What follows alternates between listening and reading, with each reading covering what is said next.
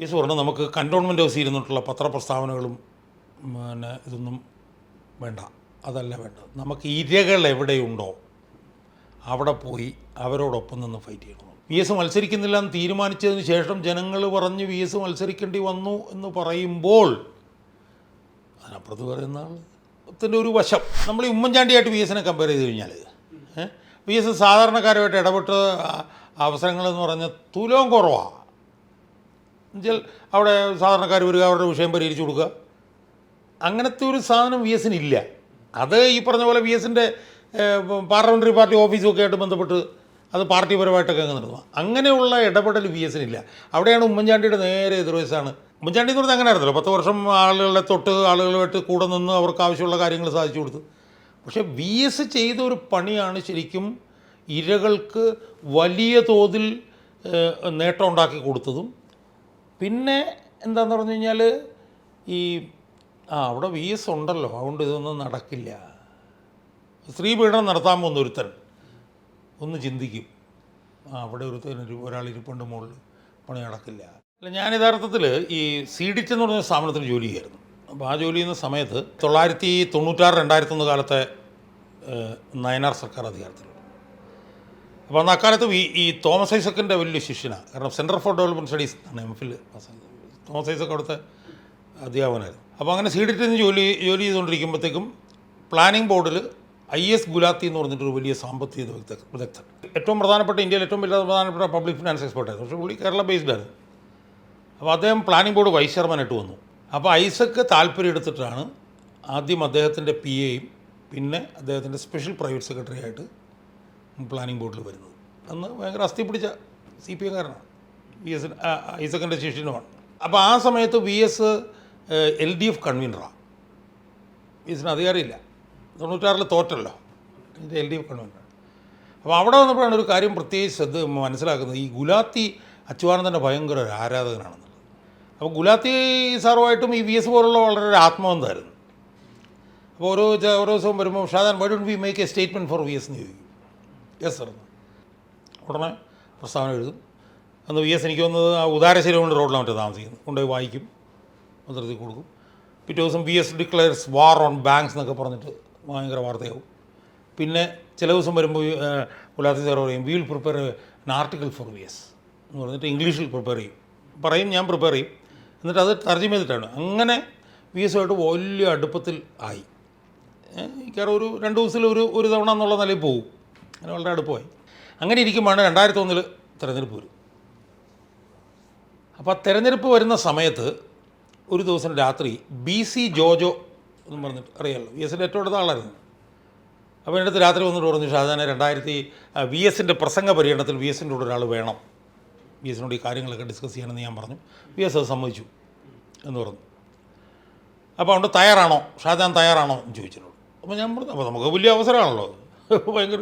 അപ്പോൾ യഥാർത്ഥത്തിൽ സംഭവിച്ചു കഴിഞ്ഞാൽ ഹിന്ദുവിലെ P വേണുഗോപാൽ ഉണ്ടല്ലോ, പിന്നീട് വി എസിൻ്റെ കൂടെ ഞങ്ങളുടെ കൂടെ വേണുഗോപാലാണ് ജോജോ എടുത്ത് എൻ്റെ പേര് റെക്കമെൻഡ് ചെയ്തത്. അപ്പോൾ ഞാൻ റെഡി എന്ന് പറഞ്ഞു. അങ്ങനെ ഞാൻ പറഞ്ഞു അതൊക്കെ എത്ര വലിയ അനുഭവങ്ങളാണെന്ന് ആലോചിക്കണം. 2001 വി എസിൻ്റെ തിരുവനന്തപുരം മുതൽ കാസർഗോഡ് വരെയുള്ള വി എസിൻ്റെ പ്രസംഗ പര്യടനത്തിൽ വി എസിൻ്റെ കൂടെ കാറിൽ ഞാൻ തിരിക്കുക. അപ്പോൾ അതൊക്കെ ഒരു ജീവിതത്തിൽ കിട്ടുന്ന മഹാഭാഗ്യങ്ങളാണ്. അതൊക്കെ വെറും ഭാഗ്യം കൊണ്ടാണ് അതൊക്കെ. അപ്പോൾ രാവിലെ എഴുതേക്കും, പ്രസംഗം അങ്ങോട്ടും ഇങ്ങോട്ടും പ്രസംഗമൊക്കെ ചോദിക്കും, സംസാരിക്കും. അപ്പോൾ 11 മണിയാകുമ്പോൾ ചോദിക്കുള്ളൂ ഇന്നെന്താ നമുക്ക്. അപ്പോൾ 30 ദിവസം ഈ പ്രസംഗ പര്യടനത്തിനോടൊപ്പം ദേശാമാൻ്റെ കോളമുണ്ട്, വി എസിൻ്റെ എവറി ഡേ കോളം. അപ്പോൾ അന്ന് ഫാക്സൊക്കെ ഉള്ളൂ, നെറ്റും ഈ സാധനങ്ങളൊന്നും അന്നില്ലല്ലോ. അപ്പോൾ ഒരു 11 മണിയാകുമ്പോൾ ഇതിനെക്കുറിച്ച് എഴുതുന്നു ചോദിക്കും. അപ്പോൾ ഞാൻ പറയുന്ന സമയം നമുക്കന്ന് മത്സ്യമേഖലയെക്കുറിച്ച് എഴുതിയാൽ ശരി. ഇങ്ങനെ 30 ദിവസം വി എസിനോട് കാറിൽ പോയി ഈ സാധനം എഴുതി. 2001 LDF തോറ്റു, വി എസ് ജയിച്ചു. വി എസ് പ്രതിപക്ഷ നേതാവെന്ന് ഉറപ്പാണ്. അപ്പോൾ ഞാൻ സീഡിറ്റിലേക്ക് എന്നിട്ട് ലീവ് കഴിഞ്ഞ് തിരിച്ചു പോകാനായിട്ട് പിന്നെ AKSനിലേക്ക് വിളിപ്പിച്ചു. അങ്ങ് പോവല്ലേ സീഡിറ്റിലേക്കെന്ന് ചോദിച്ചു. അപ്പോൾ ഞാൻ പറഞ്ഞ സാബ് എനിക്ക് സാബിൻ്റെ കൂടെ സ്റ്റാഫിൽ വർക്ക് ചെയ്യണം, എനിക്കൊന്ന് ആരോ എന്നോടൊന്ന് ഉപദേശിച്ചാണെന്ന് എൻ്റെ ഓർമ്മ, ആണോ എന്ന് ചോദിച്ചു. ഞാൻ പറഞ്ഞു അതേന്ന് പറഞ്ഞു. അത് ശരി നോക്കട്ടെ എന്ന് പറഞ്ഞു. 3 ദിവസം കഴിഞ്ഞപ്പം പിന്നെ അപ്പോയിൻ്റ് ഓർഡർ കിട്ടി. അതിനുശേഷം നടന്ന ഒരു സംഭവവികാസമാണ് യഥാർത്ഥത്തിൽ കഴിഞ്ഞ അടുത്ത 5 വർഷത്തിൻ്റെ ദിശ തീരുമാനിച്ചത്. അത് വി എസിൻ്റെ ഒരു സംസാരമായിരുന്നു. അതെന്താണെന്ന് ചോദിച്ചാൽ യേസ് പറഞ്ഞു നമുക്ക് കൻ്റോൺമെൻറ്റ് ഹൗസിൽ ഇരുന്നിട്ടുള്ള പത്രപ്രസ്താവനകളും ഇതൊന്നും വേണ്ട, അതല്ല വേണ്ടത്. നമുക്ക് ഇരകൾ എവിടെയുണ്ടോ അവിടെ പോയി അവരോടൊപ്പം നിന്ന് ഫൈറ്റ് ചെയ്യണം. വി എസ് സിംഗ് ഇങ്ങോട്ട് പറഞ്ഞാൽ അതിനകത്ത് എനിക്കൊരു റോളും ഇല്ല. ആ വി എസ് പറഞ്ഞ ആ കാര്യം പിറ്റത്തെ 5 വർഷവും അക്ഷരാർത്ഥത്തിൽ നടപ്പിലായതാണ് യഥാർത്ഥത്തിൽ വി എസിൻ്റെ ട്രാൻസ്ഫോർമേഷനുള്ള അടിസ്ഥാനപരമായിട്ടുള്ള ഒരു ആപ്തവാക്യം. പിന്നെ എൻഡോ സൽഫാൻ എന്നും പറഞ്ഞു. പിന്നെ ആദ്യം എനിക്കൊന്ന് ആദ്യം ഞാനിപ്പോൾ ഓർക്കുന്നു, ആദ്യം പോയത് മേക്കര ഡാമിലേക്കാണ്. മേക്കര ഡാം, അത് തമിഴ്നാട് ഇവിടെ മേക്കരയിലൊരു ഡാം പണിയെന്നും പറഞ്ഞിട്ട് ആ മേക്കര ഡാമിലേക്കാണ് ആദ്യം പത്രക്കാരുമായിട്ട് ഒരു പോക്ക് അങ്ങോട്ട് തുടങ്ങുന്നത്. അവിടെ ചെന്ന് മേക്കര ഡാമിൽ നിന്ന് ഞെളിഞ്ഞ് നിന്നൊരു വെല്ലുവിളി നടത്തിയിട്ട് ഇങ്ങോട്ട് പോകുന്നു. കാരണം നേരത്തെ തന്നെ വി എസ് മുല്ലപ്പെരിയാറൊക്കെ എടുത്തിട്ടുണ്ടല്ലോ. ആ മേക്കരയിൽ നിന്ന് പിന്നെ തുടങ്ങിയതാണ് ഈ പത്രക്കാരുമായിട്ടുള്ള പോക്ക്. പിന്നെ പൂയംകുട്ടി, മതികെട്ടാൻ, എൻഡോ സൽഫാൻ, അങ്ങനെ അതങ്ങ് ഡെവലപ്പ് ചെയ്ത് അതൊരു വേ ഓഫ് ലൈഫായി. അപ്പോൾ ഇതിലൂടെയൊക്കെ വി എസ് ഇങ്ങനെ ട്രാൻസ്ഫോം ചെയ്യപ്പെടുകയാണ്. നമ്മളിത് അങ്ങനെ ട്രാൻസ്ഫോം ചെയ്യുന്നതായിട്ടൊന്നും നമുക്ക് തോന്നുന്നില്ല. നമ്മുടെ ഒരു ഡെയിലി ആക്ടിവിറ്റി നമ്മൾ ചെയ്യുന്നു. അടിസ്ഥാനപരമായി വി എസ് മാറണം എന്നുള്ളതാണല്ലോ വി എസിൻ്റെ ഈ സംഭാഷണത്തിൽ നിന്ന് വന്നത്. അത് ഒന്ന്. രണ്ടാമത്തെ ഏറ്റവും പ്രധാനപ്പെട്ട ഒരു പോയിൻ്റ്, അതിൽ എനിക്ക് നിർണായകമായിട്ടുള്ള പങ്കുണ്ടെന്ന് ഞാൻ അവകാശപ്പെടുന്നു. അതെന്താണെന്ന് വെച്ച് കഴിഞ്ഞാൽ, ഞാൻ ഒറ്റയ്ക്ക് വി എസുമായിട്ട് ഡീൽ ചെയ്യില്ല എന്ന് ഞാൻ തീരുമാനിച്ചു. എന്നിട്ട് അതിൻ്റെ ഒരു ഡിവിഷൻ ഓഫ് ലേബറും തീരുമാനിച്ചു.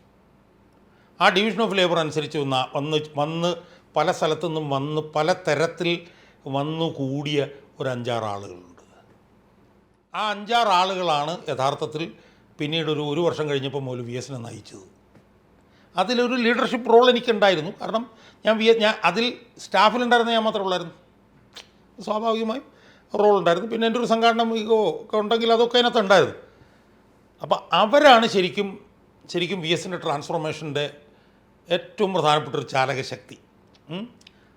അതിൽ ഓരോരുത്തർ വന്നതും വളരെ രസകരമായിട്ടുള്ള വഴികളിലൂടെയാണ്. എന്ന് വെച്ചാൽ നമ്മളിപ്പം ഇങ്ങനൊരു ടീമിനെ ഉണ്ടാക്കണം എന്ന് വിചാരിക്കുമ്പം അവിടുന്ന് ആളെ എടുക്കുക, ഇവിടുന്ന് ആളെ എടുക്കുക, ഇവിടുന്ന് അങ്ങനെയൊന്നും നമ്മുടെ മനസ്സിലില്ല. യഥാർത്ഥത്തിൽ അന്ന് തുടങ്ങുമ്പം ഞാനതിൽ ഒരാളുമായിട്ട് മാത്രം ഇൻട്രാക്ട് ചെയ്യുന്നുള്ളായിരുന്നു നിരന്തരമായിട്ട്. അത് ഹരിലാലായിരുന്നു, നമ്മുടെ ബാലഗോപാലിൻ്റെ ചേട്ടൻ. കാരണം വെച്ചാൽ CDSൽ അവൻ എൻ്റെ ജസ്റ്റ് സീനിയറായിരുന്നു. അപ്പോൾ ഞാൻ അവനുമായിട്ട് സ്ഥിരമായിട്ട് ഇൻട്രാക്ട് ചെയ്തു. അപ്പോൾ എക്കണോമിക്സിൽ നമുക്ക് അവൻ്റെ ഹെൽപ്പ് മേടിക്കാം എന്നെനിക്ക് സാധനം. പക്ഷേ അത് മാത്രമേ ഉള്ളായിരുന്നു. അതിനകത്ത് ഓരോരുത്തരും വന്ന വഴി ഭയങ്കര രസകരമാണ്. അതിൽ പി വേണുഗോപാൽ ഹിന്ദുവിലെ സ്പെഷ്യൽ കറസ്പോണ്ടൻ്റ്. പി വേണുഗോപാലിന് എന്നെ അറിയാവുന്ന എങ്ങനെയാണെന്ന് വെച്ച് കഴിഞ്ഞാൽ, ഈ ആലപ്പുഴയിലെ ചില പരിസ്ഥിതി വിഷയത്തിലൊക്കെ ശാസ്ത്ര സാഹിത്യ പരിഷത്ത് എന്നൊക്കെ പറഞ്ഞ് ഞാൻ അവിടെ ചെന്ന് പ്രസംഗിക്കുകയും അവിടെ നിന്നൊരു മത്സ്യരോഗം വന്നു. അപ്പോൾ അവിടുത്തെ എന്തോ ഒരു കാർഷിക സർവകലാശാലയിൽ ഞാൻ പോയിട്ട് ഒരു സെമിനാറിന് പോയി പ്രസൻറ്റ് ചെയ്തിട്ട് സംസാരിച്ചിട്ട് അവിടുത്തെ സയൻറ്റിസ്റ്റുകളെയൊക്കെ ഭയങ്കര രൂക്ഷമായി വിമർശിക്കുകയൊക്കെ ചെയ്തു. വേണു അത് വലിയ വാർത്തയാക്കി. അപ്പോൾ അന്ന് മുതൽ വേണുവിന് ചെറിയ പരിചയം തന്നെയുണ്ട്. അപ്പം അത്രയേ ഉള്ളൂ എനിക്ക് പരിചയം. അപ്പോൾ വേണുവാണ് എന്നോട് വന്നിട്ട് പറഞ്ഞു, യൂണിവേഴ്സിറ്റി കോളേജിൽ ഈ കുഞ്ഞികൃഷ്ണൻ എന്ന് പറഞ്ഞൊരു പരിസ്ഥിതി പ്രവർത്തനമുണ്ട്, നല്ല ഗംഭീര സംഭവമാണ്. വർഷത്തിൽ 2-3 മാസം കാട്ടിലാണ്, ബാക്കി നാട്ടിൽ. അങ്ങനത്തെ ഒരാൾ, അയാൾ കൊള്ളാമെന്ന് പറഞ്ഞു. അയാളെ എടുത്തു. അപ്പോൾ ഹരിലാൽ വന്നു, വേണു വന്നു, കുഞ്ഞികൃഷ്ണൻ വന്നു. പിന്നെ 2 പേരും കൂടെ അതിനകത്ത് വന്നു. അത് ഭയങ്കര ആകസ്മികമായിട്ടുള്ള വരവായിരുന്നു. ഒരു ദിവസം വി എസ് എന്നെ വിളിച്ചിട്ട് പറഞ്ഞു, ഇതാ ഇരിക്കുന്ന ആരാന്നറിയാമെന്ന് ചോദിച്ചു. അപ്പം താടിയൊക്കെ വെച്ച് ഒരാൾ അവിടെ ഇരിക്കുന്നു. അയാളുടെ പേര് അതാണ് ജി ശക്തിധരൻ. ജി ശക്തിധരനുമായിട്ട് നാളെ മുതൽ സംസാരിക്കണം. അപ്പം നമ്മൾ CPM-കാരനാണല്ലോ, വി എസ് പറഞ്ഞാൽ പിന്നെ അങ്ങനെ ജി ശക്തിധരനും ഇതിനകത്തേക്ക് വരിക. പിന്നീടുള്ളതാണ് ജോസഫ് സി മാത്യു വന്ന വഴിയെന്ന് പറഞ്ഞാൽ അന്നൊരു വി ജെയിൻ ഉണ്ട്. അന്ന് വി എസിൻ്റെ ഏറ്റവും അടുത്ത ആളായിരുന്നു ദേശാമാനിൽ. ജെയിൻ ഒരു ദിവസം 7 മണിക്ക് വന്നിട്ട് പറഞ്ഞു, ഷാദാൻ്റെ 2 പിള്ളേർ ഉണ്ട്, അവരൊന്ന് കാണണം. ഞാൻ എന്താണെന്ന് ചോദിച്ചു. പറഞ്ഞു അവരെന്തോ ഡാഫോഡിൽസ് എന്നെങ്ങാണ്ട് പറഞ്ഞിട്ട് അതൊരു IT കമ്പനിയിൽ നിന്ന് അവർ പിരിച്ചു വിട്ടിരിക്കുകയാണ്, അവർക്കെന്തോ 2 ലക്ഷം രൂപ മറ്റോ അവിടെ നിന്ന് കിട്ടാനുണ്ട്. അപ്പോൾ അത് വി എസ് ഇടപെട്ടെന്ന് വേണ്ടി. ഞാൻ പറഞ്ഞു ഞാൻ ഇടപെട്ടില്ല, ഞാൻ അങ്ങനത്തെ കാര്യത്തിലൊന്നും വി എസിൻ്റെ അടുത്ത് ഇടപെട്ടിട്ടില്ല. അപ്പം ജെയിൻ പറഞ്ഞാൽ അതല്ല അത്. അപ്പം വി എസിൻ്റെ ആളാണല്ലോ ജെയിൻ. അങ്ങനെ 2 പിള്ളേർ കയറി വരിക. അവനോട് പറഞ്ഞു, ഇത് ജോസഫ് സി മാത്യു, ഇത് ദിനേശ്. ഞാൻ പറഞ്ഞാൽ അവരോട് വന്നിരുന്നു. അപ്പോൾ ജെയിൻ വന്നിട്ട് പറഞ്ഞു, ഈ ജോസഫ് സി മാത്യുവിന് IT കുറിച്ചിട്ടൊക്കെ നല്ല വിവരമാണ്. ശരി. അങ്ങനെ വി എസിൻ്റെ അടുത്ത് ചെന്നു. അപ്പോൾ വി എസിൻ്റെ അടുത്ത് ഇവൻ IT കുറിച്ചിട്ടൊക്കെ ഇങ്ങനെ പറയാൻ തുടങ്ങിയപ്പോൾ ഞാൻ ആലോചിച്ചു കൊള്ളാം. അങ്ങനെ എന്ത് ചെയ്തു, അവനെ കൂടി ഇതിനകത്ത് എടുത്തു. അപ്പോൾ അത്രയും പേരായി. പിന്നെ വന്ന ആളാണ് സുരേഷ് കുമാർ. സുരേഷ് കുമാർ വന്ന എങ്ങനെയാണെന്ന് ചോദിച്ചു കഴിഞ്ഞാൽ അന്ന് അക്കാലത്ത് ഈ പത്രത്തിലൊക്കെ ഓൺലൈൻ ലോട്ടറി മറ്റേത് മറിച്ച് നിരന്തരം വാർത്ത വരും. അപ്പോൾ ഞാൻ മനോരമയിലെ സോമനോട് ചോദിച്ചു, സോമ ഇത് ആരാണിത്, എന്താണിത് എന്ന് ചോദിച്ചു. അപ്പോൾ സോമൻ പറഞ്ഞു ഇങ്ങനെ ഒരാളുണ്ട്. അങ്ങനെ പോയിട്ടാണ് സുരേഷ് കുമാറിനെ വിട്ടത്. അപ്പോൾ അത്രയും പേരാണ് പിന്നീട് VS യഥാർത്ഥത്തിൽ നയിച്ചത്. കാരണം അതിൽ പരിസ്ഥിതി വിഷയം വന്നു കഴിഞ്ഞാൽ ഉടനെ കുഞ്ഞികൃഷ്ണനും വേണുവിനും വിളിക്കും, സാമ്പത്തികത്തിൻ്റെ വിഷയം വന്നാൽ ഹരിലാലിനെ വിളിക്കും, IT-യുടെ വിഷയം വന്നാൽ ജോസഫ് ശിവാത്തിനെ വിളിക്കും, ഓൺലൈൻ ലോട്ടറി വന്നപ്പോൾ മനസ്സിലായി. അപ്പോൾ അതിലൂടെ ഈ ഇടപെടലുകൾ മുഴുവൻ വന്നു. പിന്നെ ചെയ്തത് എന്താണെന്ന് വെച്ചാൽ വാതിലങ്ങ് മലക്കെ തുറന്നിട്ടു. ആർക്കും എന്ത് വിഷയം കൊണ്ടും വരാം, ഏത് വിഷയം ഉണ്ടെങ്കിലും വരാം. നേരെ പുള്ളിയെടുത്തേക്ക് ഇങ്ങോട്ട് ചെല്ലും. VS അതിനകത്ത് അങ്ങോട്ട് ഇടപെടുക്കും, നടപടി ഉണ്ടാക്കി തരും. ഇത് നമുക്ക് തന്നൊരു ഊർജ്ജമുണ്ട്. നമ്മളുമായിട്ട് ഈ വർത്തമാനം പറയുന്നത് VS തന്നു പോകും. അപ്പോൾ അതിനകത്തൊക്കെ ചിലത്തിലുള്ള ഉദാഹരണങ്ങൾ ഞാൻ പറഞ്ഞുതരാം. VS ഒരു കുറിയ മനുഷ്യനാണല്ലോ. ഒരു ദിവസം രാവിലെ പിന്നെ ഈ ചെറിയ തോതിൽ എന്നെ കൈ മടക്കുന്നത് ഇതുപോലെയല്ല, മടക്കിക്കൊണ്ടാണ് ഇങ്ങനെ ഇറങ്ങി വരും. അപ്പോൾ ഒരു ദിവസം ഇങ്ങനെ മടക്കിക്കൊണ്ടിറങ്ങി വന്നപ്പോൾ കയ്യിലൊരു പേപ്പറുണ്ട്. ഞാൻ പറഞ്ഞു, ഷാജാനെ ഇതൊരു നിവേദനമാണ്, ഇതൊന്ന് വായിക്കേ, ഞാൻ ഒന്ന് പുറത്തേക്ക് വീട്ടിൽ വരാം. പോയി. അപ്പോൾ ഞാൻ നോക്കുമ്പോൾ ദേവസ്വം ബോർഡ് ജംഗ്ഷനിലൊരു കോളനി, ഒരു ഹൗസിംഗ് കോളനിയിൽ ഒരു വലിയ ടവർ റിലയൻസിൻ്റെ വെച്ചത് അവർക്ക് ഭയങ്കര പ്രശ്നമായിരിക്കുകയാണ്. അതെല്ലാം മറിഞ്ഞ് വീഴുമെന്നൊക്കെ പറഞ്ഞു. അപ്പോൾ അത് തിക്ലി ഡെൻസ് ആയിട്ടുള്ളൊരു ഒരു ഹൗസിംഗ് കോളനിയാണ്. അപ്പോൾ ഏതാണ്ടൊരു വീടിൻ്റെ അടുക്കളയുടെ സൈഡിലെ മറ്റേ വെച്ചിരിക്കുന്നത്. അപ്പോൾ സ്ലോപ്പാണ്. അപ്പോൾ ഞാനത് വായിച്ചു നോക്കുമ്പോഴത്തേക്ക് അത് വിഷയമാണ്. VS വന്നപ്പോഴത്തേക്കും ഞാൻ പറഞ്ഞ സാബ് ഇത് പ്രശ്നമാണ്, നമുക്കൊന്ന് പോകണം എന്ന് പറഞ്ഞ് ഞങ്ങൾ അവിടെ ചെന്നു. പത്രക്കാർ മുഴുവൻ വന്നു. അപ്പോൾ VS പറഞ്ഞു, അപ്പോൾ വെച്ചാൽ ഈ നമ്മളൊരു സാധനം പറഞ്ഞാൽ അതൊരു 100% അങ്ങ് കയറും. അതിനകത്തൊന്നും ട്രാൻസ്മിഷൻ ലോസ് ഉണ്ടാവില്ല, ഫുള്ളങ്ങ് എടുക്കും, വലിക്കും.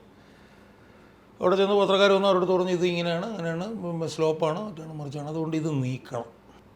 അപ്പോൾ പിന്നെ അറിയാമല്ലോ, പിന്നെ അന്നത്തെ മെയിൻ വാർത്തയായി. അപ്പോൾ അത് കഴിഞ്ഞിട്ട് കുറച്ച് ഒരു മാസമൊക്കെ കഴിഞ്ഞപ്പോഴത്തേക്കും എൻ്റെ ഓർമ്മ ശരിയാണെങ്കിൽ അന്ന് റിലയൻസിൻ്റെ കേരളത്തിൻ്റെ ഒരു ചുമതലക്കാരൻ എന്തോ ഹൈദരാലി എന്ന് കണ്ടു പറഞ്ഞിട്ട് അയാൾ എന്നെ കാണാൻ വരാൻ തുടങ്ങി. എൻ്റെ പൊന്ന് സാറേ എങ്ങനെയും സഹായിക്കും. ഞാൻ എന്താ ഹൈദരാലി? സാറേ 1,10,00,000 രൂപയാണ് ഒരു ടവറിന്. 110 ടവർ തിരുവനന്തപുരത്ത് വെക്കേണ്ടത്. ഇത് ഊരിക്കൊണ്ട് പോയി കഴിഞ്ഞാൽ പിന്നെ ബാക്കിയെല്ലാം ഊരേണ്ടി വരും. അപ്പോൾ അതിനകത്ത് എത്ര രൂപയാണ് ഇൻവോൾവെന്ന് ആലോചിച്ച് നോക്കണം. 2001 2002 മാത്രം 1 കോടി വെച്ച് 100 എന്ന് പറയുമ്പോഴത്തേക്ക് ഒരു 150 കോടി രൂപയുടെ അടുത്തുള്ള ഇൻവെസ്റ്റ്മെൻറ്റാണ്. മനസ്സിലായില്ലേ? 2 പ്രാവശ്യം വന്ന് പറഞ്ഞു കഴിഞ്ഞിട്ടൊന്നും ഇയാൾ വിടുന്നില്ല. ഒരു ദിവസം ഞാൻ ഓഫീസിലേക്ക് വിളിച്ചിട്ട് ഞാൻ അയാൾക്ക് ഇതെല്ലാം വരച്ച് കാണിച്ചു കൊടുത്തു. ഇതാണ് സ്ഥിതി, ഇത് അവിടെ ചെയ്യാൻ പറ്റില്ല, ചെയ്ത് കഴിഞ്ഞാൽ പ്രശ്നമാണ്, ഇത് മാറ്റേണ്ടി വരും. പിടിച്ച് ഇറങ്ങി അങ്ങ് പോയി. നടക്കില്ലെന്ന് മനസ്സിലായി. അത് കഴിഞ്ഞിട്ട് വേറെ ആരോഗ്യമോ വഴി, ആ വഴി ഞാനിപ്പോൾ പറയുന്നില്ല, ആരോഗ്യമോ വഴി ഒരു ദിവസം വന്നിട്ട് പറഞ്ഞു എനിക്ക് എങ്ങനെയൊന്ന് VS ഒന്ന് കാണണം. അപ്പോൾ ഞാൻ പറഞ്ഞ സാബ് ഇയാൾ വന്നിട്ടുണ്ട്, ഇയാൾ വേണമെങ്കിൽ സാധനം കണ്ടുതരും. സാധനം വന്നിട്ട് കണ്ടിട്ട് കാര്യം പറഞ്ഞാൽ മതി, പ്രശ്നമില്ല. മുറിയിലോട്ട് കയറി വന്നു. എന്നോട് ഇരിക്കും, താൻ അവിടെ ഇരിക്കുന്നു പറഞ്ഞു. ഇയാളോടൊന്ന് ഇങ്ങനെ നിൽക്കുക. മിസ്റ്റർ ഹൈദരാലി, ഈ റിലയൻസ് എന്ന് പറഞ്ഞാൽ ഒരു വലിയ കമ്പനിയല്ലേ, 10-60,000 കോടി രൂപയുടെ മുതൽ മുടക്കുള്ളൊരു കമ്പനിയല്ലേ. അപ്പം ആ കമ്പനിയുടെ ഒരു ടവറ് ഇടിഞ്ഞു വീണ് കുറേ ആളുകൾക്കൊക്കെ പരിക്ക് പറ്റുകയും ചില ആളുകൾ മരിക്കുകയൊക്കെ ചെയ്താൽ ആർക്കാണ് നഷ്ടം? കമ്പനിക്കല്ലേ അല്ലേ? അപ്പോൾ ഇയാളിങ്ങനെ തലവരുത്തിരിക്കുക. അപ്പോൾ എന്താ പറയുന്നത് ഈ കറിയിൽ? അതുകൊണ്ട് ഹൈദരാലി ഒരു കാര്യം ചെയ്യും, അതങ്ങ് അഴിച്ചു മാറ്റിയില്ലെങ്കിൽ അതിനകത്ത് എന്തെങ്കിലും പ്രശ്നമുണ്ടോ കമ്പനി എന്ന് പറഞ്ഞു. ശരിയെന്ന് പറഞ്ഞ് അങ്ങ് പോയി. അപ്പോൾ ഇയാൾ എന്നെ നോക്കി, ഞാൻ അവിടെ തന്നെ ഇരുന്നു, അയാളുടെ വഴിക്കും പോയി. ഒരു മണിക്കൂർ കഴിഞ്ഞപ്പോൾ എന്നോട് ചാനലുകാരെ വിളിച്ചു, എൻ്റെ ചേട്ടാ ആ TV-യിലൊന്ന് നോക്കുമ്പോണ്ടല്ലോ ആ ടവറിലേക്ക് കയറി ഇരുന്നുകൊണ്ട് ആളിന് നട്ടും പൊട്ടും വെച്ച് ഊരിക്കൊണ്ടിരിക്കുക. 1 മണിക്കൂർ കഴിഞ്ഞപ്പോൾ ടവറില്ല. മനസ്സിലായില്ലേ? ഇതാണ് ഈ പുള്ളിയുടെ പരിപാടി. ഇപ്പം മതകെട്ടാനിൽ പോയി അവിടെയെല്ലാം കണ്ട് താഴെ ഇറങ്ങി വന്നു. കുന്നെന്ന് പറഞ്ഞാൽ കുന്നിനോട്ട് മുകളിലോട്ട് കയറുമ്പോഴത്തേക്ക് ഇത് മുഴുവൻ ഈ ഉരുളങ്കല്ലേ കൂടെ ഈ ജീപ്പ് കയറുന്നത്. ഈ ആലോചിച്ച് നോക്കണം. അന്ന് 81 82 മറ്റാ. അങ്ങനെ ചെന്നിട്ട് ഒരു ജീപ്പിൽ 60-70 പത്രക്കാർ, ഇതുപോലത്തെ ഇന്നത്തെ പോലത്തെ പിണറായി വിജയൻ ചോദ്യം ചോദിച്ചിട്ട് പിണറായി വിജയൻ പറയുന്നത് ചോദ്യം ചോദിക്കുന്ന പത്രക്കാരല്ലല്ലോ അന്നത്തെ പത്രക്കാർ. മോശമായിട്ട് പറഞ്ഞല്ല, അനുഭവം പറയുക. എല്ലാം കൊണ്ട് പോവുമല്ലേ. അവിടെ ചെന്ന് ഒരു ജീപ്പയിൽ അങ്ങോട്ട് കയറുക. അപ്പോൾ റഹീം എന്ന് പറഞ്ഞൊരു VS ഒരു റിംഗ് റൗണ്ടിലൊരു പോലീസുകാരൻ മരിച്ചുപോയി, ക്യാൻസർ വന്നു. അയാൾ ഈ പിന്നെ സീറ്റിൻ്റെ പുറകിൽ ഇങ്ങനെ പിടിച്ചുകൊണ്ട് നിൽക്കുകയാണ് വി എസ് ഇങ്ങനെ നിൽക്കുക. അപ്പോൾ കയറിപ്പോകുമ്പോഴേക്ക് ഉരുളങ്കല്ല കുറച്ച് കയറി ചെന്നപ്പോഴത്തേക്ക് ഏതോ ഒരു സംഘടന എന്തോ വടിവാളോ ഏണ്ടൊക്കെ ഇട്ട് വന്നിരിക്കുക വി എസിനെ തടയാൻ. പിന്നെ പോലീസൊക്കെ വന്നതൊക്കെ മാറ്റി അവിടെ മുകളിൽ ചെന്ന് കോംപ്ലീറ്റ് നടന്ന് കണ്ട്. അപ്പോൾ തിരിച്ച് വരുമ്പോഴും ഈ ഉരുളങ്കല്ലിൻ്റെ മുകളിൽ കൂടെയാണ് ഈ ജീപ്പ് വരുന്നത്. മുരളി നിങ്ങൾ ആലോചിച്ച് നോക്ക്, ഒന്ന് സ്കിഡ് ചെയ്താൽ തീർന്നത്. എന്തെങ്കിലും പറ്റി കഴിഞ്ഞാൽ ആലോചിച്ച് നോക്ക് നിങ്ങൾ, വല്ലതും ചെയ്യാൻ പറ്റുമോ?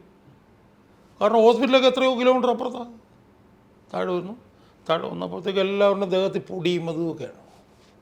അപ്പം ഞാൻ പറഞ്ഞ സമയം നമുക്ക് അവിടെ ഗസ്റ്റ് ഹൗസിൽ പോയിട്ടൊന്ന് ഫ്രഷ് ഒന്നും വേണ്ട, പത്രക്കാരെയും വിളിച്ചോളാൻ പറ്റും. അപ്പോൾ കയ്യിലിരിക്കുകയാണ് ഈ പത്രക്കുറിപ്പ്, ഞങ്ങൾ ഇവിടെ നിന്ന് ഉണ്ടാക്കിക്കൊണ്ടുപോയ പത്രക്കുറിപ്പ്. അപ്പോൾ അത് ഇവിടെ വെച്ചിട്ടാണ് വായിച്ചിട്ടുള്ളത്. ഇത് മുരളിയായ അവിടെ അങ്ങോട്ട് ഇരുന്നിട്ട് എന്താണോ നമ്മൾ ആ പത്രക്കുറിപ്പിൽ പറഞ്ഞത്, അപ്പോൾ അതിനകത്ത് നമ്മൾ വളരെ ലളിതമായിട്ട് പറഞ്ഞിരിക്കുകയാണ്. ഈ 100 കണക്കിന് വർഷം പഴക്കമുള്ള 100 കണക്കിന് മീറ്റർ പൊക്കമുള്ള വലിയ മരങ്ങൾ ഈ മഴമേഘങ്ങളെ തടഞ്ഞു നിർത്തി മഴ പെയ്യുമായിരുന്നു. അതെല്ലാം പോയി കഴിയുമ്പോഴത്തേക്കും ഞാൻ അവിടെ നിന്ന് ഇങ്ങോട്ട് തീക്കാറ്റടിക്കും മറ്റത് മറിച്ചെന്നൊക്കെ പറഞ്ഞ് നമ്മൾ എലിമെൻ്ററി ആയിട്ടെല്ലാം അത് ഒരു ശതമാനം പോലും കളയാതെ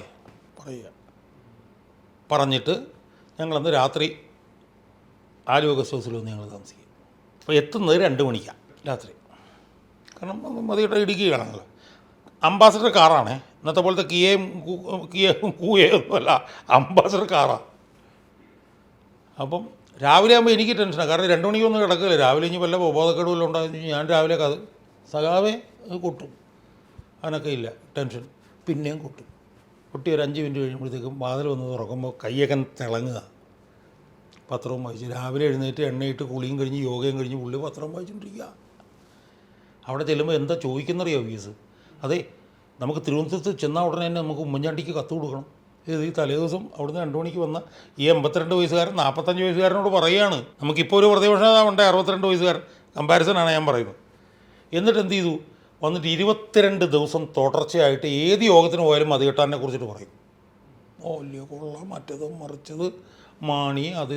22 ദിവസം കഴിഞ്ഞപ്പോഴത്തേക്കും ഐക്യമുന്നണി സർക്കാർ നാഷണൽ പാർക്കായി പ്രഖ്യാപിച്ചു മതികെട്ടാൻ. പക്ഷേ 22 ദിവസം തുടർച്ചയായി പുള്ളി ഇത് വി എസ് ഇത് പറയുക, എവിടെ ഏത് യോഗത്തിന് ചെന്നാലും ഇത് പറയും. അങ്ങനെ ഇടപെടുന്ന ഓരോ കാര്യങ്ങൾ. ഇപ്പോൾ ഓൺലൈൻ ലോട്ടറി, ഇപ്പോൾ സുരേഷ് കുമാറൊക്കെ ആയിട്ട് വന്നു. ഒരു ദിവസം പത്രത്തിൽ വാർത്ത വരുന്നു, പിന്നെ നീണ്ടകരയിലൊരു ഭർത്താവും ഭാര്യയും ആത്മഹത്യ ചെയ്ത് കിടക്കുന്നു. അവർ ആത്മഹത്യ കിടക്കുന്ന കട്ടിലടിയിൽ 1.5 ലക്ഷം രൂപയുടെ ഓൺലൈൻ ലോട്ടറി ടിക്കറ്റ്. ഞാനത് വി എസിൻ്റെ അടുത്ത് പറഞ്ഞപ്പോൾ എനിക്ക് കണ്ണിൽ നിന്ന് വെള്ളം വന്നു. അങ്ങനെ അതിനകത്ത് അങ്ങോട്ട് കയറി അങ്ങോട്ട് ഇടപെട്ട് അങ്ങോട്ട് നടന്ന് കേസ് പ്രസ്താവന അത് ഇതെല്ലാം കഴിഞ്ഞ് സുപ്രീം കോടതി വരെ പോയി. ഉമ്മൻചാണ്ടി സർക്കാരിൻ്റെ കാലത്ത് സുപ്രീം കോടതി ചെന്ന് ഓൺലൈൻ ലോട്ടറി നിരോധിക്കണമെന്നുള്ള ഉത്തരവ് പ്രതിപക്ഷ നേതാവ് വി എസ് അച്യുതാനന്ദനെ മേടിച്ചിരുന്നു. അതിൻ്റെ ഇടയിൽ ഒരു ചെറിയ ഉദാഹരണം പറയാം. അന്ന് ആൻ്റണി ആയിരുന്നു തോന്നുന്നു മുഖ്യമന്ത്രി. അപ്പം അന്നെന്താ അവിടുത്തെ ഒരു കൗൺസിലുണ്ട് രമേശ് ബാബു, എളുപ്പമുണ്ട് ഉണ്ട് അവിടെ. അതെല്ലാം കഴിഞ്ഞിട്ട് എനിക്ക് തോന്നുന്നു 3-4 വർഷം കണ്ട് മുമ്പ് ഞാൻ ബെന്നി ബെഹനാൻ്റെ വീട്ടിൽ വെച്ച് അയാളെ കണ്ടു. അപ്പോൾ ഇയാൾ ഭയങ്കര മൂത്ത കോൺഗ്രസ്സുകാരനാണ്. എന്നോട് പറഞ്ഞു എന്താ ഷാജാൻ എനിക്കുണ്ടാക്കി വെച്ചിട്ടുള്ളൊരു ദുരിതം. അപ്പം ഞാൻ പറഞ്ഞു രമേശ് ബാബു, ഞാൻ നിങ്ങളെ ആദ്യമായിട്ടാണ് കാണുന്നത്, ഞാൻ നിങ്ങൾക്ക് ദുരിതം ഉണ്ടാക്കി വെച്ചു എന്ന് പറഞ്ഞാൽ എനിക്ക് മനസ്സിലായില്ല എന്ന് പറഞ്ഞു. അപ്പോൾ എന്നോട് പറയണേ വി എസ് ഇരിക്കുന്ന സമയത്ത് ഓൺലൈൻ ലോട്ടറിയുടെ കേസ് വരും അവിടെ സുപ്രീം കോടതി. അപ്പം സർക്കാരിന് വേണ്ടി വാദിക്കുന്ന പുള്ളിയാണ് ഈ രമേശ് ബാബുവാണ്. അപ്പോൾ സർക്കാരിന് വേണ്ടി വളരെ ശക്തമായ ഓൺലൈൻ ലോട്ടറിക്കെതിരായിട്ട് പുള്ളി വാദിക്കും. അവിടെ ഇറങ്ങി വന്ന് 10 മിനിറ്റ് കഴിയുമ്പോഴത്തേക്കും വി എസിൻ്റെ സ്റ്റേറ്റ്മെൻറ്റ് വരും ഇവിടുന്ന്.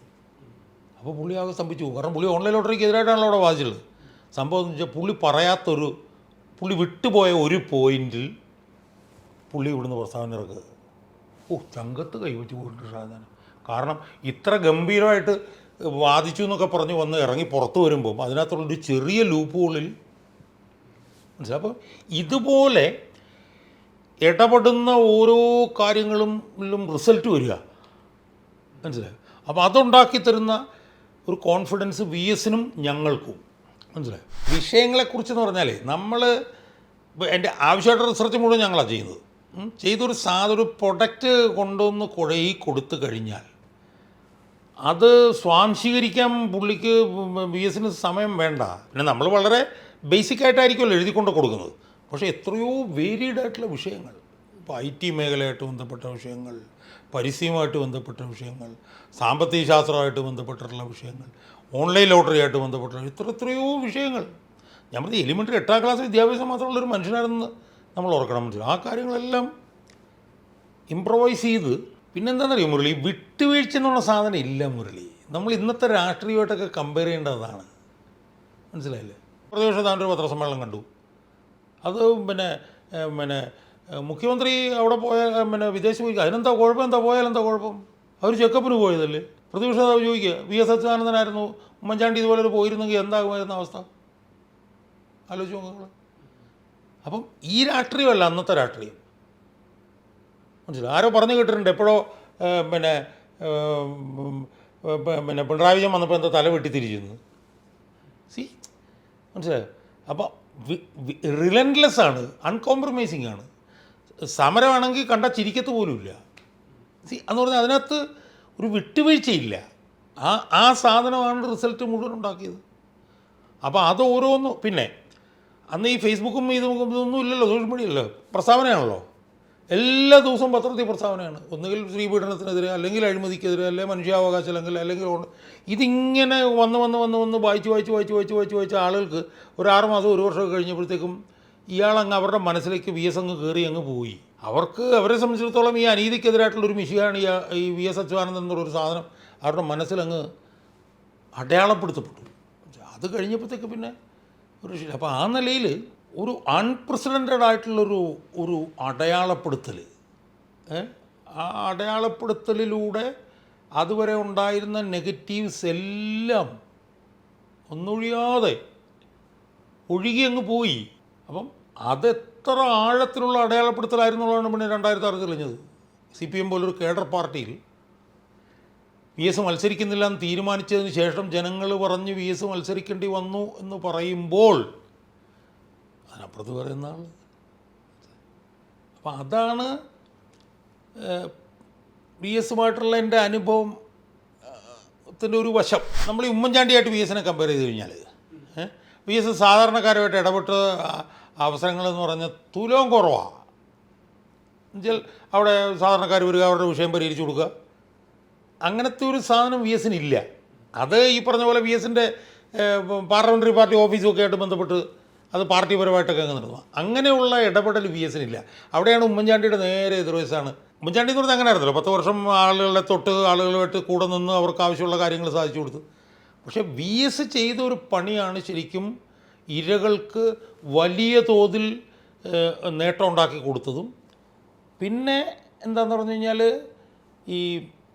അവിടെ VS ഉണ്ടല്ലോ, അതുകൊണ്ട് ഇതൊന്നും നടക്കില്ല. സ്ത്രീ പീഡനം നടത്താൻ പോകുന്ന ഒരുത്തൻ ഒന്ന് ചിന്തിക്കും, അവിടെ ഒരാൾ ഇരിപ്പുണ്ട് മുകളിൽ, പണി നടക്കില്ല. അതാണ് ഇപ്പോഴത്തെ ആയിട്ടുള്ളൊരു കോൺട്രഡിക്ഷൻ. ഇപ്പോൾ ഇയാളാണ് ഇരിക്കുന്നു എന്നുള്ളതുകൊണ്ട് എന്ത് ചെയ്താലും കഴിഞ്ഞാലും മറ്റേ എക്സ്ട്രീമാണ്, എന്ത് ചെയ്താലും ഒരു കുഴപ്പമില്ല. സ്ത്രീപീഡനം നടത്തിയാലും, കൈക്കൂലി മേടിച്ചാലും, പിന്നെ ഭൂമി കൈയേറ്റം നടത്തി കഴിഞ്ഞാലും ഒന്നും സംഭവിക്കില്ല. പക്ഷെ മറുവശത്ത് അതായിരുന്നില്ല. VS ആയിരുന്നപ്പോൾ എന്ന് പറഞ്ഞാൽ സ്ത്രീപീഡനം നടത്തിയാൽ അയ്യോ പിടിക്കും, ഭൂമി കൈയേറിയാൽ പിടിക്കും. മനസ്സിലായി? ഈ ഒരു സാധനമുണ്ട്. അപ്പം പക്ഷേ VS ചെയ്ത കാര്യങ്ങൾ മുഴുവൻ വലിയ തോതിൽ ഈ നിസ്വർക്കും നിരാലംബർക്കും ഒക്കെ വലിയ സംരക്ഷണവും പ്രൊട്ടക്ഷനും കൊടുക്കുന്ന ഒരു പ്രവർത്തനമാണ് ദിവസവും ചെയ്തുകൊണ്ടിരുന്നത്. എന്നാൽ VSൻ്റെ വീട്ടിൽ അങ്ങനെ ഇവർ കയറി വന്ന് അങ്ങനത്തെ സംഭവമില്ല. അങ്ങനെ എനിക്ക് തോന്നുന്നു 1-2 വല്ല സംഭവങ്ങൾ അവിടെ ഇവിടെ ഉണ്ടായിട്ടുണ്ടെങ്കിലും, സാറേ ഒന്ന് സഹായിക്കണം എന്ന് പറഞ്ഞ് വീട്ടിൽ വരുന്നു, VS അവിടെ വിളിച്ചു, അങ്ങനത്തെ സംഭവം ഉണ്ടായിട്ടില്ല. പക്ഷേ ഉമ്മൻചാണ്ടിയുടേതെന്ന് പറഞ്ഞു കഴിഞ്ഞാൽ വ്യക്തിഗതമായി ഉമ്മൻചാണ്ടിയുടെ 50 വർഷം കൊണ്ട് ലക്ഷക്കണക്കിന് ആളുകളെ ഉമ്മൻചാണ്ടി സഹായിച്ചിട്ടുണ്ട്. അതിൻ്റെ പ്രതിഫലനമാണ് ഉമ്മൻചാണ്ടിയുടെ അന്ത്യയാത്രയിൽ നമ്മളവിടെ കണ്ടത്. പക്ഷേ VSനെ സംബന്ധിച്ചിടത്തോളം VS അങ്ങനെ വ്യക്തിഗതമായി ആരെങ്കിലും സഹായിച്ചിട്ടുണ്ടോ എന്ന് തന്നെ എനിക്ക് സംശയമാണ്. പക്ഷേ ഒരർത്ഥത്തിൽ ഉമ്മൻചാണ്ടിയുടെ അന്ത്യയാത്രയേക്കാൾ സ്പ്രെഡ് ഔട്ടായിട്ട് ലക്ഷക്കണക്കിന് ആളുകൾ VSന് വേണ്ടിയിട്ടാണ് ഇറങ്ങിയത്. അതെന്തുകൊണ്ട് ഇറങ്ങി?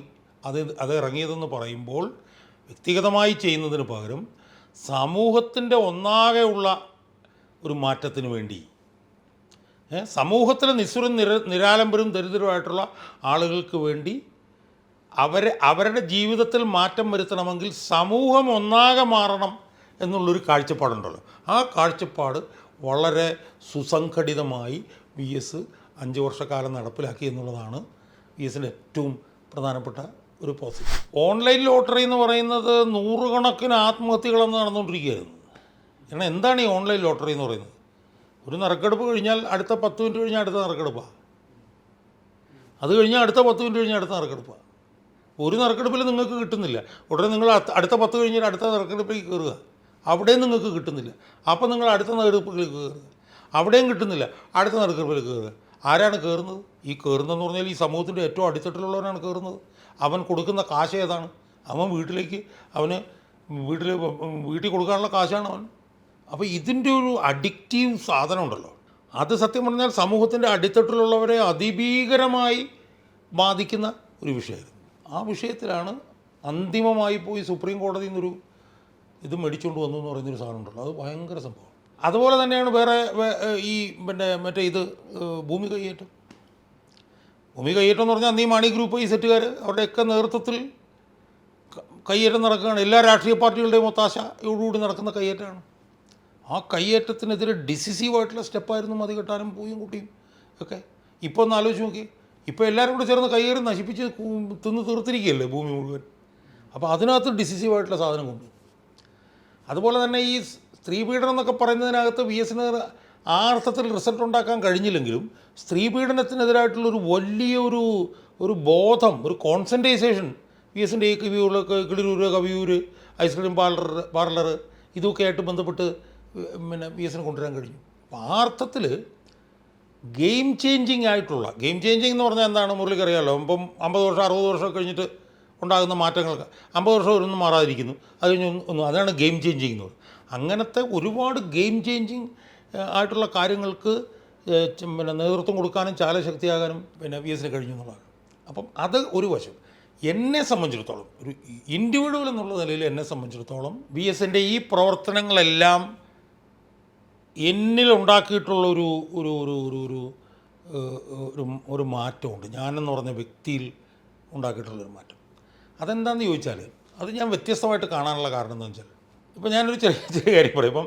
ഇപ്പോൾ ഗോപികൃഷ്ണൻ മാതൃഭൂമിയിലെ കാർട്ടൂണിസ്റ്റ് എന്നെ പുറത്താക്കിയപ്പോൾ ഒരു കാർട്ടൂൺ വരച്ചു, താജ്മഹൽ നിർമ്മിച്ചു, ഇനി ഷാജഹാന് പോകാം. അപ്പോൾ ഏറ്റവും അത്ഭുതകരമായ കാര്യം എന്ന് വെച്ചാൽ ഞാൻ അന്നും ഇന്നും ഗോപികൃഷ്ണനെ കണ്ടിട്ടില്ല. ഞാൻ അന്നും ഇന്നും ഗോപികൃഷ്ണനോട് ഫോണിൽ ഒരു തവണയോ മറ്റോ സംസാരിച്ചിട്ടുള്ളതല്ല. പക്ഷേ ഗോപികൃഷ്ണ കാർട്ടൂണിൽ നിർമ്മിച്ചത് താജ്മഹലാണ്, പക്ഷേ നിർമ്മിച്ചവന് പോകാം എന്ന് പാർട്ടി പറഞ്ഞു എന്നുള്ളതാണ്. അപ്പോൾ അവിടുന്ന് ഞാൻ എന്നിലേക്ക് വന്നു കഴിഞ്ഞാൽ ഞാൻ എന്നിൽ കാണുന്നൊരു വ്യത്യാസം എന്താണെന്ന് ചോദിച്ചാൽ, അന്ന് വി എസിന് വേണ്ടി പ്രവർത്തിച്ച ഈ ഗ്രൂപ്പിൽ ബാക്കിയുള്ളവരെല്ലാവരും വോളണ്ടറി ആയിരുന്നു. ജോസഫ് മാത്യുവിന് IT കമ്പനിയുണ്ട്, ഹരിലാലാണെങ്കിൽ പ്രൊഫസറായിരുന്നു, വേണുഗോപാലാണെങ്കിൽ ഹിന്ദുവിലെ സ്പെഷ്യൽ കറസ്പോണ്ടൻ്റ് ആയിരുന്നു, ശക്തിധരൻ ദേശാമനിലായിരുന്നു. ഞാനാണ് ഇത് എൻ്റെ ഒരു ജോലിയായിട്ട് ഇത് ചെയ്തുകൊണ്ടിരുന്നത്. അതൊന്നാമത്തെ കാര്യം. രണ്ടാമത്തെ കാര്യം, വി എസിൻ്റെ അടുത്ത് പോന്നു കഴിഞ്ഞപ്പോഴത്തേക്ക് പിന്നെ ഇവരെല്ലാവരും അവരവരുടെ വഴിക്ക് പോയി. ഇപ്പോൾ ജോസഫ് മാത്യു അഡ്വൈസറായിട്ട് വന്നു പറഞ്ഞാൽ അവന് കമ്പനി ഉണ്ടായിരുന്നു, ബാക്കി എല്ലാവരും അവരവരുടെ വഴിക്ക് പോയി. പക്ഷേ വി എസിൻ്റെ അടുത്ത് പോകുന്നതിന് ശേഷവും വി എസിൻ്റെ ആക്ടിവിറ്റി തുടർന്നുകൊണ്ടിരിക്കുന്ന ഒരാൾ ഞാൻ മാത്രമേ ഉള്ളൂ. അത് വി എസ് ചെയ്തത് വി എസ് ആയിട്ടും ഞാൻ ചെയ്യുന്ന ഞാനായിട്ടെന്നുള്ള വലിയൊരു അജഗജാന്തരം ഉണ്ടെങ്കിലും ഈ അനീതിക്കെതിരെയൊക്കെ പോരാടിക്കൊണ്ടിരിക്കുന്ന ഒരു സ്റ്റൈൽ ഓഫ് ഫങ്ഷനിങ്ങിൽ നിൽക്കുന്നത് ഞാൻ മാത്രമേ ഉള്ളൂ. അപ്പോൾ അങ്ങനെ ഉയർന്നു വരുമ്പോൾ ചോദ്യം എന്ന് പറഞ്ഞാൽ അതെങ്ങനെ എനിക്കങ്ങനെ നിൽക്കാൻ പറ്റുന്നു? കാരണം വി എസ് അനീതിക്കെതിരെ പോരാടുന്നത് വി എസ് ആണ്. വി എസിന് ഒരുപാട് പ്രൊട്ടക്ഷൻ ഉണ്ട്, എനിക്കതൊന്നും ഇല്ലല്ലോ. ഞാൻ സാമ്പത്തികമായിട്ട് പോലും ഈ പറഞ്ഞ പോലെ സെൽഫ് റിലയൻ്റ് അല്ല, എനിക്ക് പെൻഷൻ പോലും ഇല്ല. അങ്ങനെയുള്ള ഞാൻ ഈ സമൂഹത്തിലെ ഈ വലിയ ശക്തികൾക്കെതിരെ എൻ്റെ പോരാട്ടം തുടർന്നുകൊണ്ടിരിക്കുന്നത് എങ്ങനെ എന്ന് വി എസ് ആശുപത്രിയിൽ ആയപ്പോഴാണ് ഞാൻ റിയലൈസ് ചെയ്യുന്നത്. അതിൻ്റെ ഊർജം എനിക്ക് വി എസിൽ നിന്നാണ് കിട്ടിയത്. വി എസിൻ്റെ ഒരു ഊർജം ആവാഹിച്ചിട്ടാണ് ഈ നമ്മൾ വലിയ ശക്തികൾക്കെതിരെ നമ്മൾ സമരം ചെയ്തുകൊണ്ടിരിക്കുന്നത്. മനസ്സിലായി? അപ്പോൾ അതാണ് ശരിക്കും ഞാൻ വി എസ് ആശുപത്രി കിടന്നപ്പോഴത്തേക്ക് റിയലൈസ് ചെയ്തത്. മൊത്തം ഭയങ്കര അപ്സെറ്റായിപ്പോയി. ആശുപത്രി കിടന്നപ്പോഴാണ്, അല്ലെങ്കിൽ സീരിയസ് ആണ്, മരിക്കുമെന്നൊക്കെ പറഞ്ഞിട്ടുള്ള വാർത്തകളൊക്കെ വരുമ്പോഴാണ് നമ്മൾ ഇത്രയും നാൾ സ്വന്തമായി നടത്തിയിട്ടുള്ള സമരങ്ങളുടെ എല്ലാം ഒരു ചാലക ശക്തി, അതിൻ്റെ ഒരു സോഴ്സ് ഓഫ് എനർജി, അല്ലെങ്കിൽ അതിൻ്റെ ഒരു പ്രഭവ കേന്ദ്രം അത് എവിടെ നിന്നായിരുന്നുള്ളത് മനസ്സിലായത്. അതില്ലായിരുന്നുവെങ്കിൽ ഈ വഴിയിലൂടെ ഈ പറഞ്ഞ പോലെ വലിയ തോതിൽ വൾണറബിളായി എനിക്ക് മുന്നേറാൻ കഴിയുമായിരുന്നില്ല എന്ന് എനിക്ക് മനസ്സിലായി. അപ്പോൾ അതുകൊണ്ട് തന്നെയാണ് ഞാൻ പറഞ്ഞത്, മറ്റുള്ളവരൊന്നും വിശകലനം ചെയ്യുന്ന പോലെ അല്ല ഞാൻ വി എസിനെ വിശകലനം ചെയ്തത്. കാരണം വി എസിൽ നിന്ന് അല്ലെങ്കിൽ വി എസിൻ്റെ എനർജിയിൽ നിന്ന് ഇവോൾവ് ചെയ്ത് വന്ന ഒരു പേഴ്സണാലിറ്റിയാണ് ഞാൻ എന്നാണ് ഞാനിപ്പോൾ എന്നെ കണക്കാക്കുന്നത്. മനസ്സിലായി? ഇപ്പം ഉദാഹരണത്തിന് എന്നോട് ആളുകൾ ചോദിക്കണം, 102 വയസ്സുള്ള മനുഷ്യൻ എങ്ങനെ അത് ജീവിച്ചിരിക്കുന്നു, മരിക്കണ്ടേ എന്നോട് ചോദിക്കുന്നു, എൻ്റെ ബന്ധുക്കൾ ചോദിക്കുന്നു, എൻ്റെ ഭാര്യ ചോദിക്കുന്നു. പക്ഷേ എനിക്കതങ്ങോട്ട് ഉൾക്കൊള്ളാൻ പറ്റുന്നില്ല. കാരണം 102 വയസ്സ് കഴിഞ്ഞ് മനുഷ്യൻ നാളെ മനുഷ്യൻ ഇല്ലാതായി പോവോ എന്നുള്ളത് എനിക്കൊരു ആശങ്കയായി മാറുന്നു. പക്ഷെ മറ്റുള്ളവർക്കൊന്നും അത് ആശങ്കയായി മാറുന്നില്ല. അത് മാറാത്തതിൻ്റെ കാരണം ഈ പറഞ്ഞ പോലെ ഈ എനർജി നമ്മൾ വി എസിൽ നിന്ന് നമ്മൾ ആവാഹിച്ചത് കൊണ്ടുള്ളതാണ് എന്ന് ഞാനിപ്പോൾ തിരിച്ചറിയുന്നു.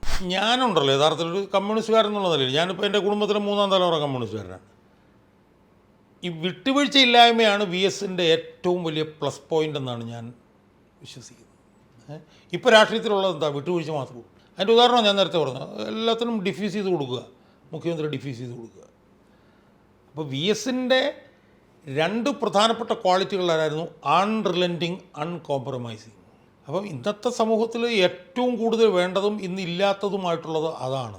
വി എസ് പാർട്ടി എന്നൊന്നും പറയുന്നതിനകത്തൊന്നും ഒരു കാര്യമില്ല. വി എസ് ആണ് പാർട്ടി. കാരണം വി എസ് മുന്നോട്ട് വെച്ച ഐഡിയോളജിയാണ് യഥാർത്ഥത്തിൽ പാർട്ടി.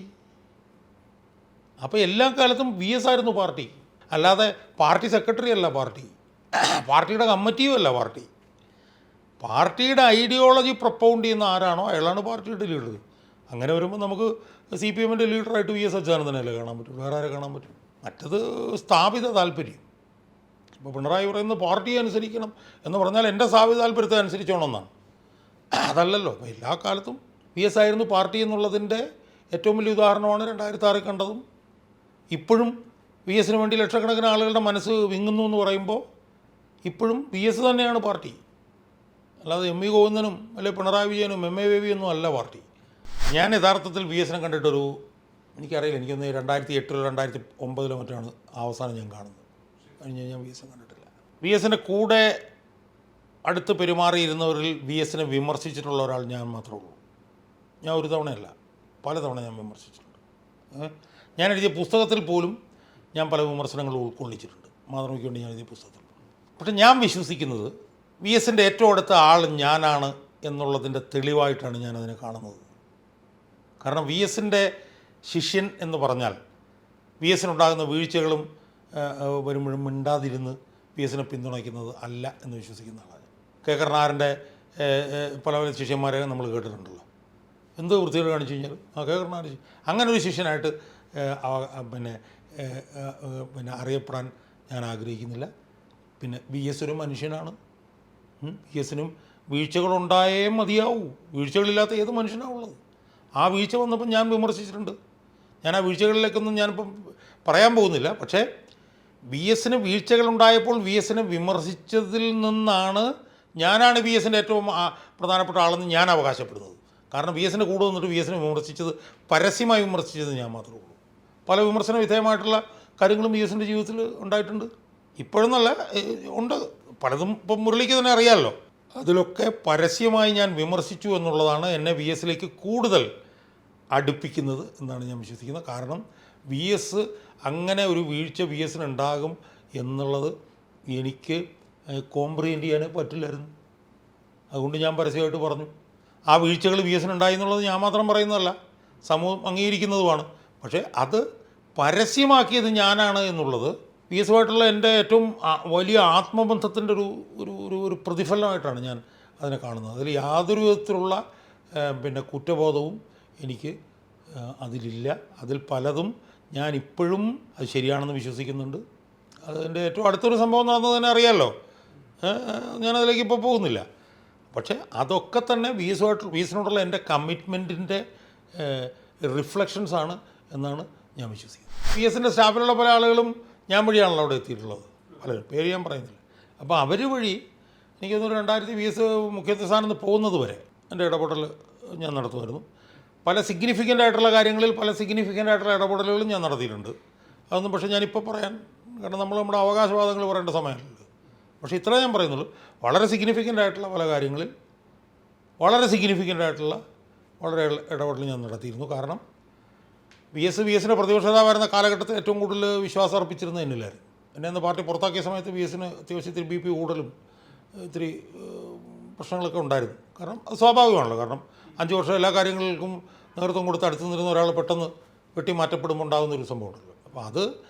അപ്പോൾ അതുകൊണ്ട് തന്നെ എനിക്ക് തോന്നുന്നു, ഞാൻ ഭൗതികമായി വി എസിനെ ഒരുപക്ഷെ ചിലപ്പോൾ കണ്ടത് 2008 2009 ആയിരിക്കും.